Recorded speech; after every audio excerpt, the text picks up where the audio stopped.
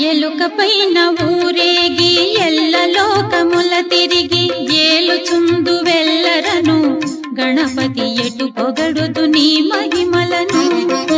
ఎలుక పైన ఊరేగి ఎల్ల లోకముల తిరిగి ఏలుచుందు వెల్లరను గణపతి ఎటు పొగడుదు నీ మహిమలను.